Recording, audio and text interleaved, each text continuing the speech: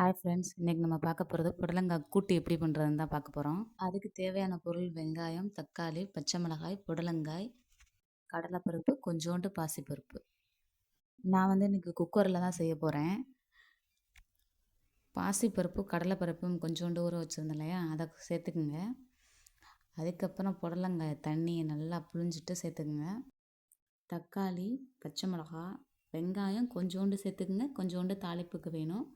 கொஞ்சோண்டு மஞ்சத்தூள், கொஞ்சோண்டு கல்லுப்பு, ஒரு 1½ டம்ளர் கிட்ட காய், பருப்பு எல்லாம் வேகிறதுக்கு நம்ம தண்ணி சேர்த்துக்கலாம்.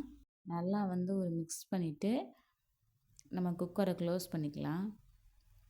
குக்கர் க்ளோஸ் பண்ணிவிட்டு ஒரு 2 விசில் விட்டு குக்கர் நல்லா ஆறுனதுக்கப்புறம் திறந்துட்டு கரண்டி வச்சு கிண்டிக்கலாம்.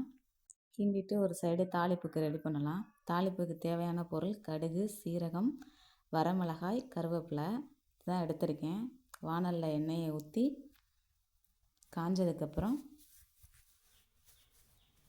சீரகம், கடுகு சேர்த்துட்டு நல்லா பொரிஞ்சதுக்கப்புறம் கருவேப்பிலை, காஞ்ச மிளகாய் சேர்த்துருவோம்.